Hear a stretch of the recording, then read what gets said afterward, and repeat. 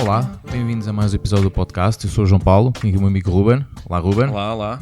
E hoje vamos aqui com um tema que surgiu por uma questão quase de necessidade. Foi assim uma história um bocadinho peculiar no que toca a monitores, que hoje é o que vamos falar sobre monitores. Que eu acabei por ficar sem o meu monitor secundário, com que normalmente eu uso para fazer edição de fotografia, e precisei de comprar um novo.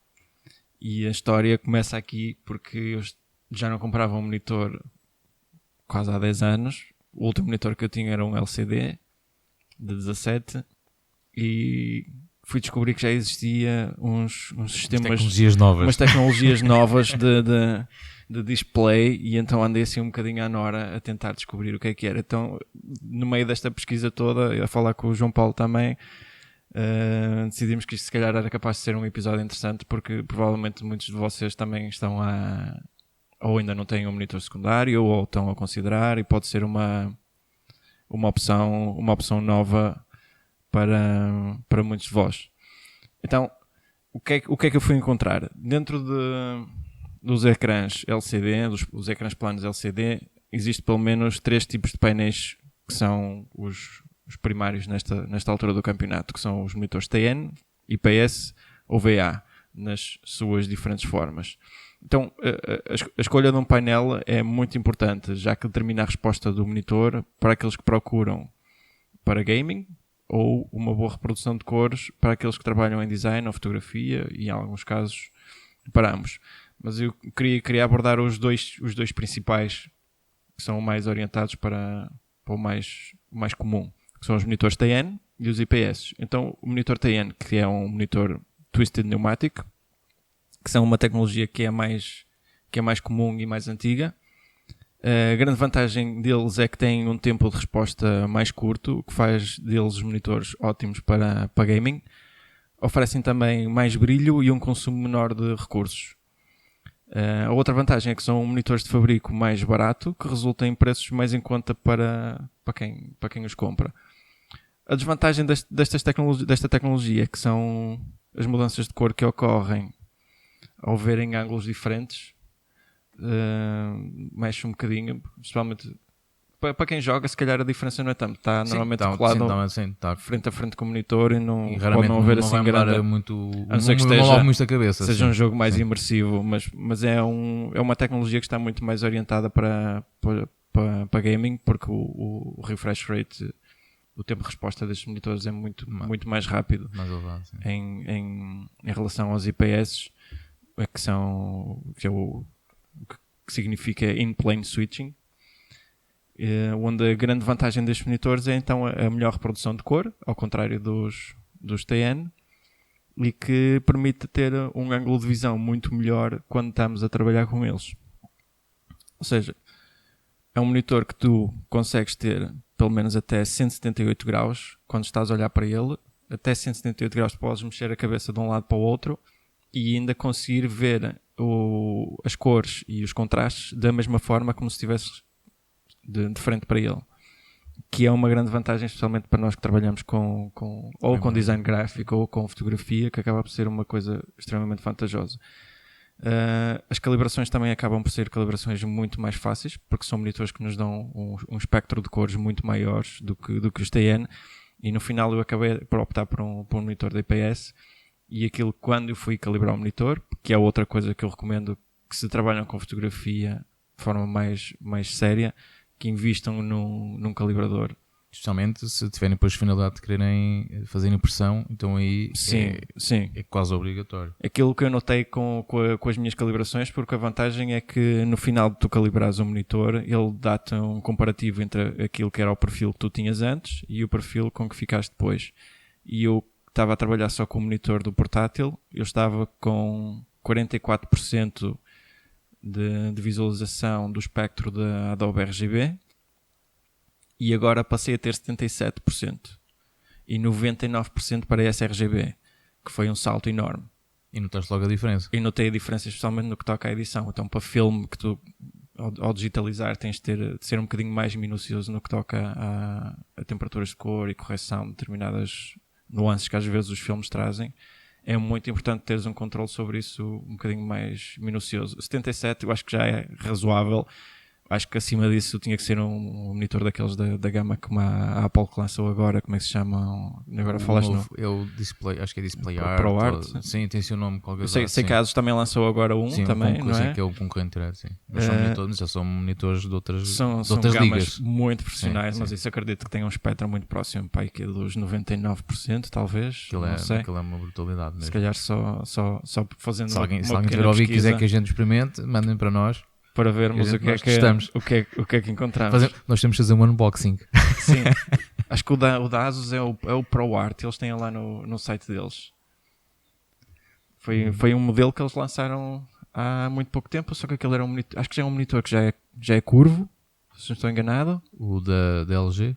Não, o da ASUS. Eu acho que eles têm andado a apostar agora nos monitores já com um certo ângulo. Não é, mas não? Tinha ideia que não.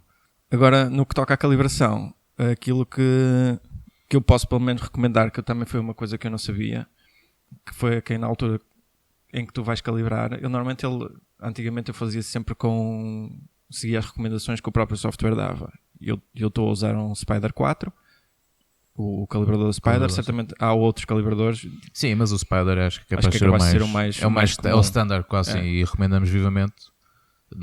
É um investimento, mas compensa. Sim, vale muito a pena, especialmente a longo prazo. Sim, porque aí está um calibrador, sendo bom como o caso do Spider, sim, é coisa para durar anos e anos. Sim.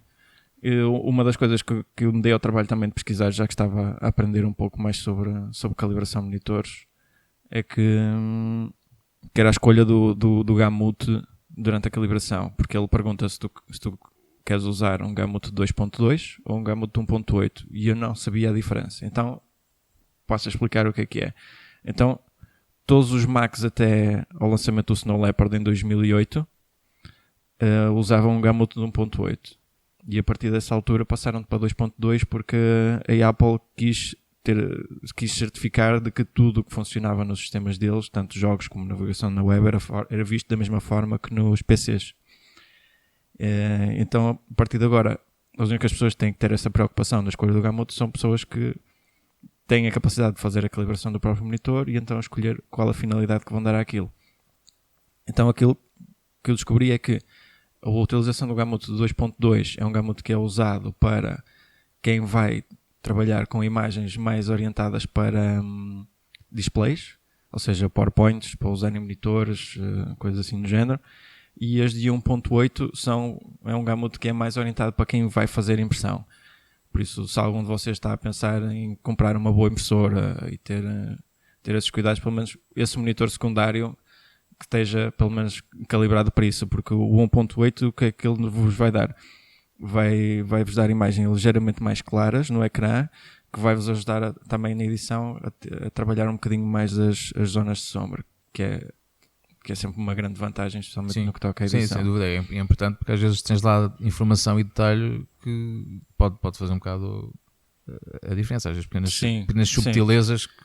E depois, no que toca aos papéis e essas coisas, há ali certas nuances. Isso também é outro mundo. Já é outro universo, não é? É outro mundo.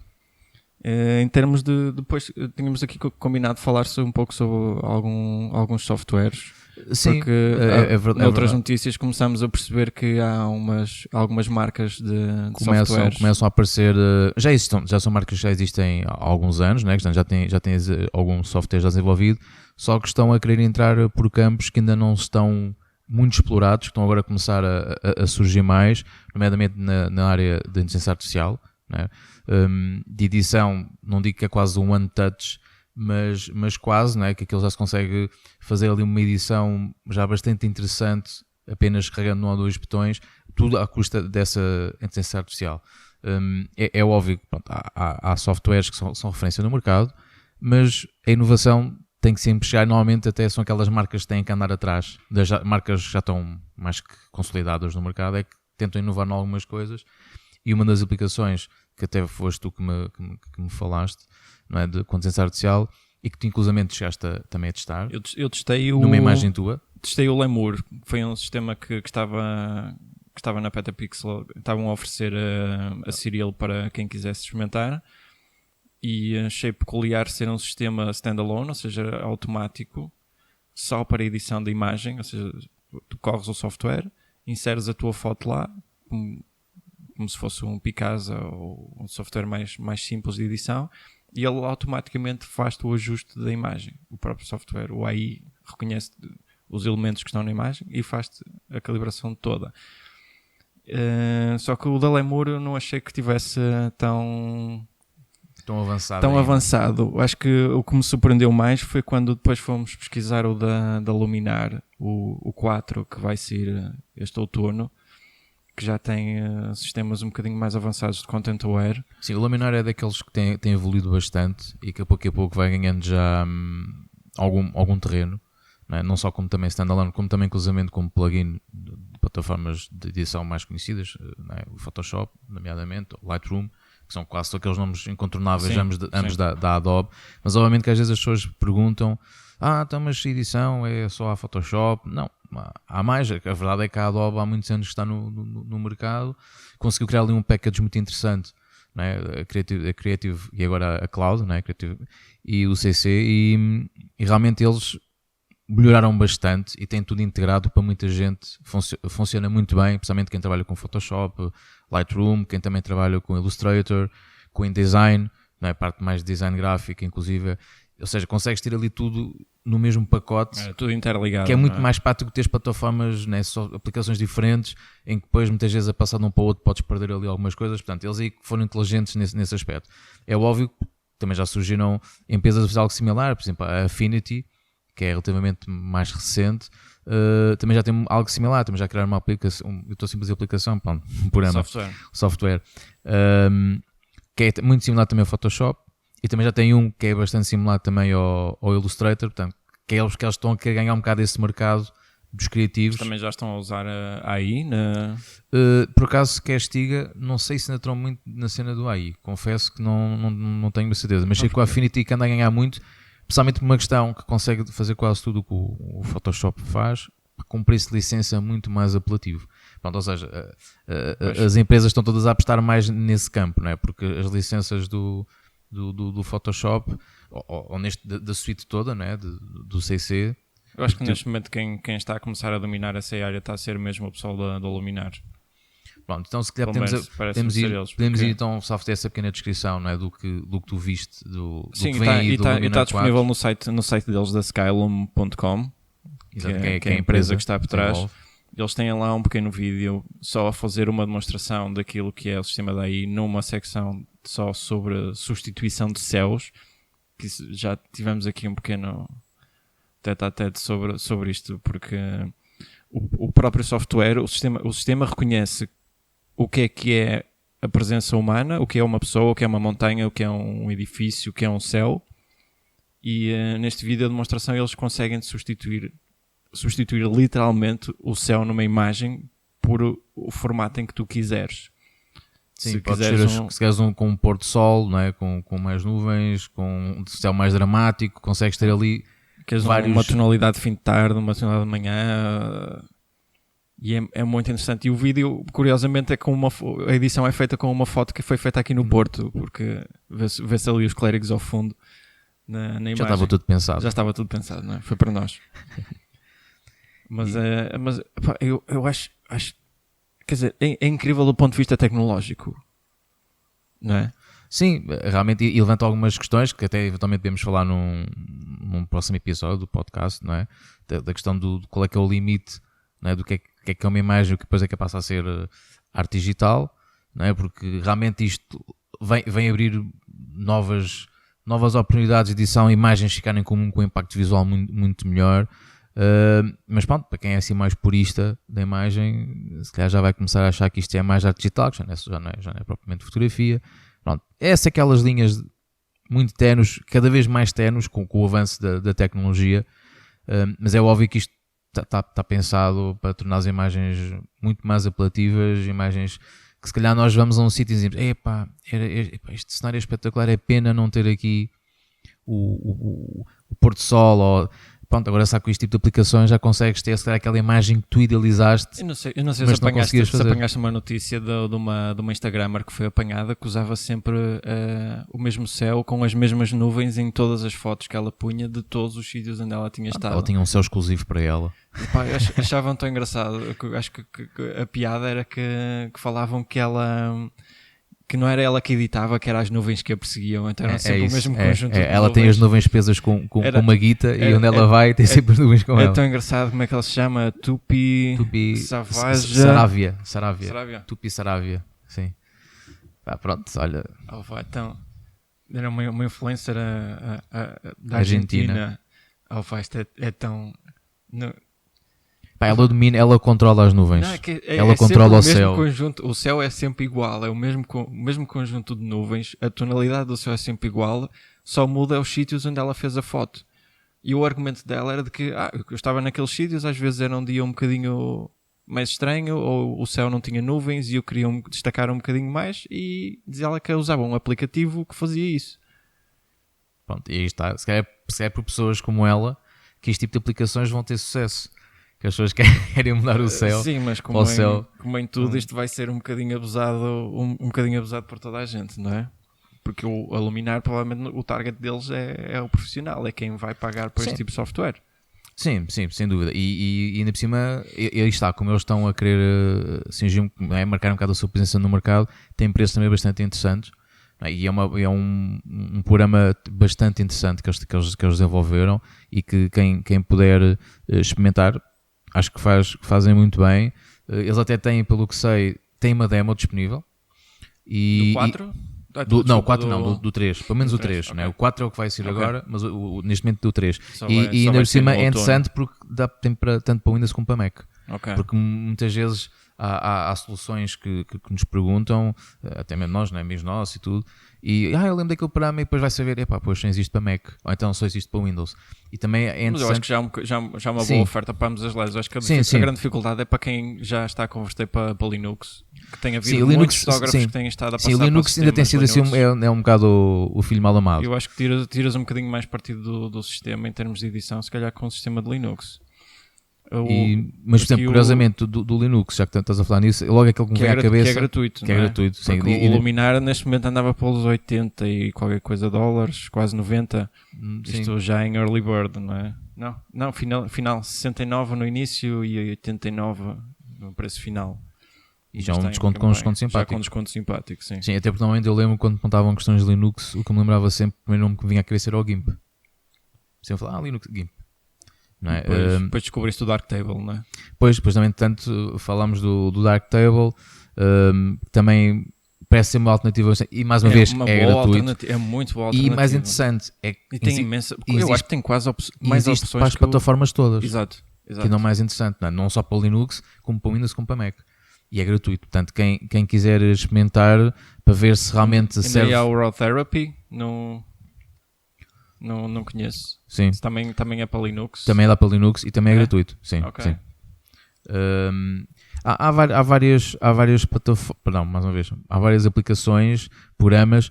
A verdade depende muito do que é que as pessoas pretendem, não é? Porque há aquela pessoa que, por exemplo, eu não trabalho muito com Photoshop, há mais Lightroom. Pronto, também há alternativas só ao Lightroom, não é? Tipo o DxO tem, o Photolab, a Capture One tem o programa, a Phase, né, da Phase One, que é o Capture One, também é muito usado. Especialmente a ideia que eu tenho é para quem faz muitas sessões de tethering, editorial de moda e tudo. O Capture One é capaz de ser melhor nessa área. Acho que é o que...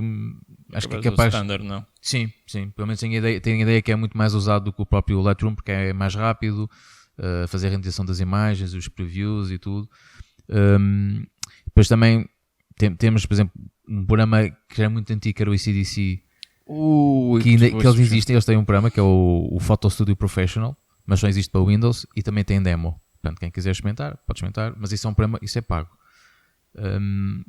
Depois também, ainda voltando à parte do Photoshop, também tens imensas alternativas. A Corel também ainda tem. A Corel é verdade. O Corel ainda... O Draw eu também sei que existe. Pronto, mas eles têm agora o Photopaint, Corel Photopaint, que também tem a versão demo, para quem quiser experimentar. Uma coisa boa é que a maioria dos programas, especialmente para o Windows, quase todos têm demos. O que é bom, que assim a pessoa vê se realmente aquilo faz o que uma pessoa quer ou não. Depois também tens um que também tem ganho algum mercado, mas é só para Mac, que é o Pixelmator. Mas esse é só pago, esse acho que já não tem demo. Eles começaram a ter algumas demos, versões beta, e depois chegaram a um ponto que aquilo estava mais ou menos afinado, então meteram aquilo já só tinham versões pagas. A própria Apple não tem um software de edição tem o Photo. de raiz. Tem o Apple Photo, que é uma evolução. Eu para mim acho que foi um retrocesso ao Aperture, porque o Aperture era um grande programa de edição de fotografia. Para muita gente era quase uma referência a nível de edição. Eu lembro que há uns anos atrás falei com um formador lá de Lisboa, estávamos a falar sobre software e tudo, e ele falou-me do Aperture. Ele referiu uma história que era, usando o mesmo RAW, que o Aperture conseguia sacar informação nas altas luzes e nas sombras que, por exemplo, com o Lightroom não conseguia. Chegavas ali a um ponto, já não conseguias chegar mais informação, e com o Aperture conseguias ir um bocadinho mais além. Ou seja, o que era interessante, que era exatamente com o mesmo ficheiro, os algoritmos, como estão desenvolvidos, uns conseguem ir buscar mais informação do que outros. É por isso que é importante as pessoas muitas vezes testarem vários softwares para perceberem qual é que é aquele que realmente se adequa ao que elas querem. Não é? Tudo bem, o Lightroom, o Photoshop são capazes de ser as referências, mas nós não têm que obrigatoriamente usar essas aplicações. Pode haver uma que seja mais simples, porque há pessoal que diz, o Lightroom é muito complexo. Pá, pronto, procura uma que faça mais ou menos o mesmo, mais simples. Não, que se adequa às necessidades Exatamente. de cada um. Ou então, se uma pessoa fizer só for uma questão de hobby, se tens alternativas que possam ser gratuitas, porque não? Eu sempre achei o Picasa um software ótimo para edição para quem está a começar. Sim, até mesmo o Google. Já o Google também, tens o Google presets. Photos, o Google também tem.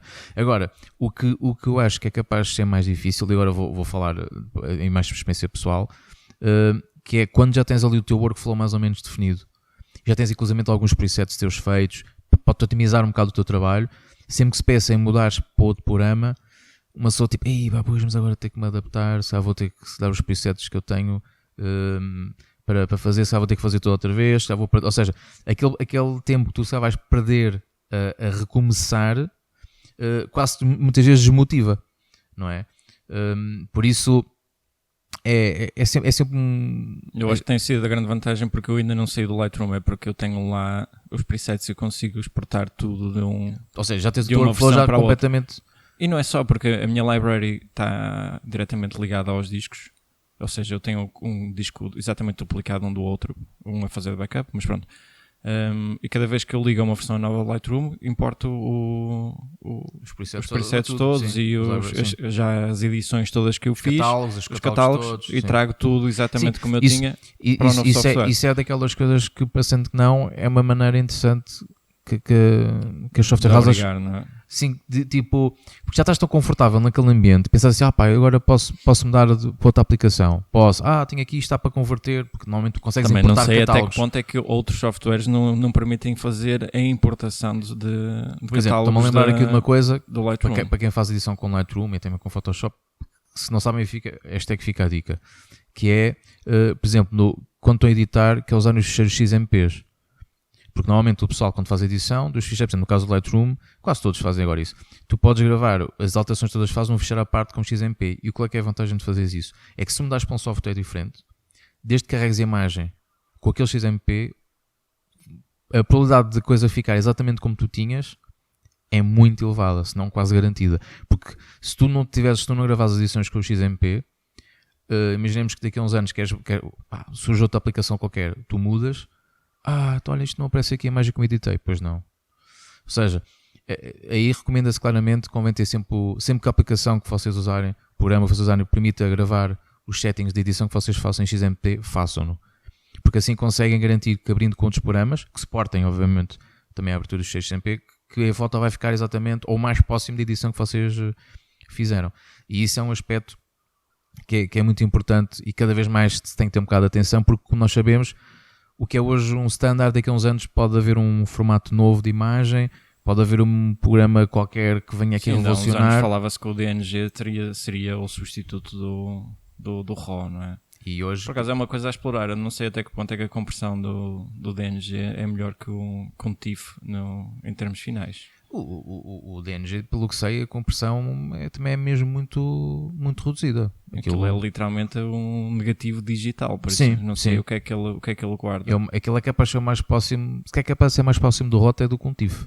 Será? Mas aí está, agora assim de repente, confesso que não tenho bem presente isso, mas é uma questão interessante. Se houver alguém que sabe aí a resposta, que esteja a ouvir-nos, podem deixar nos comentários. Eu não sei se até haverá alguma câmara que já está... Eu não sei se a Nikon chegou a uma certa altura a fechar ficheiros DNG. Não sei, mas olha, posso dar o exemplo de que normalmente quando saem câmaras novas e normalmente as aplicações ainda não têm os drivers para abrir essas imagens, normalmente a conversão para DNG é quase sempre o que se faz, nem que seja através com o Adobe Bridge ou o que é que seja, porque é ali quase a ponte, não é? Mais fácil, e isso também é uma questão que é importante nos softwares que nós usamos, que é que se nós comprarmos uma câmera muito recente, se calhar se a gente usar um software que não seja tão conhecido, temos que correr o risco de não conseguirmos abrir as imagens dos nossos nem olhos. É preciso muito, basta comprar a câmera na semana em que ela sai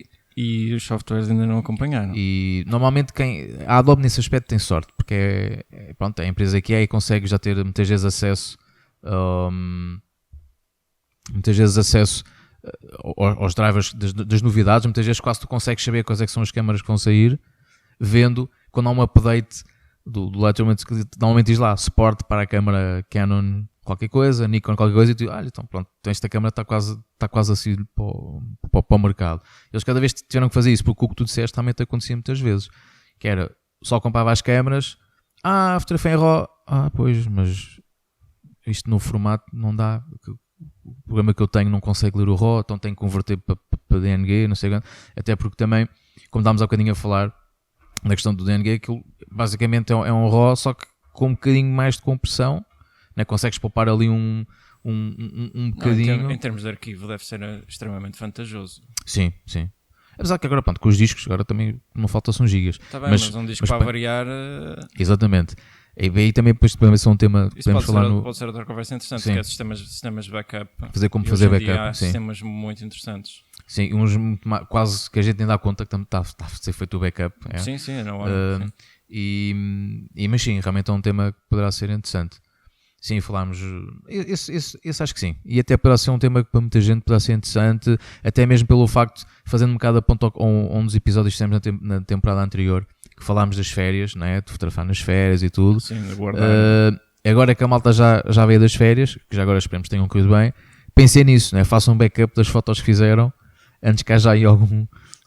E fazer um versus físico versus cloud, porque isso é outra conversa. Sim, o cloud. Eu confesso que ainda sou um bocado alérgico ao cloud, mas sem dúvida que eu não posso negar que é fundamental nos tempos que correm, ainda mais hoje em dia com a massificação que temos de sistemas, de discos, tens imensos portos online de cloud, né? Uns mais gratuitos, outros pagos, que oferecem... Mas hoje em dia podes criar um sistema de cloud em tua casa. Sim, exatamente, é aí que eu também queria chegar. A grande vantagem acaba de ser essa. É isso que eu ia dizer, é que a gente quando fala em cloud não obrigatoriamente não tem que ser um servidor do outro lado do mundo, pode ser um servidor na nossa casa, não é? Por isso é que eu acho que poderá ser um tema interessante. Olha, já agora ficar o tema para lançamos aqui o... Se tiverem dúvidas, lançamos aqui o desafio, ou melhor, deem aqui o feedback se vocês acham que é um assunto interessante para nós falarmos num podcast próximo, não é? Porque realmente hoje em dia com o número de fotos que se tira e cada vez mais com a qualidade, os ficheiros começam a ser mesmo muito grandes, começam a ser gigas e gigas e gigas de imagens, e digamos, não é muito simpático, tu de um dia para o outro queres ligar um disco e o disco já não liga. Isso assusta-me um bocado. Sim, é verdade que... Eu já tive amigos meus a perder discos de 2 terabytes e dói. E não tinham backups. E dói. Acho que é daquelas coisas que hoje em dia consegue-se evitar com alguma facilidade, tendo esse cuidado, não é?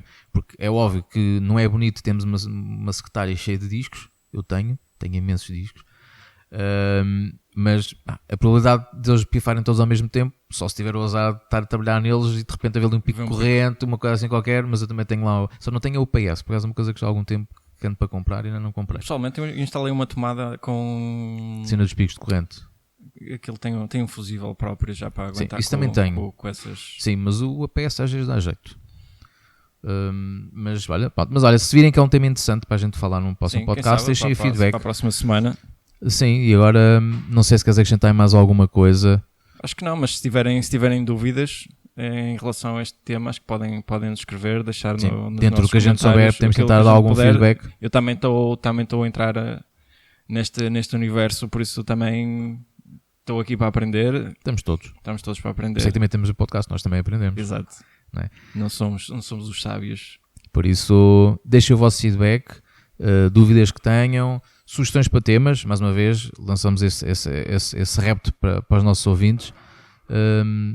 E pronto, espero que tenham gostado e vemo-nos proximamente. Sim, e até a próxima semana. Até à próxima. Um abraço, pessoal. Abraço.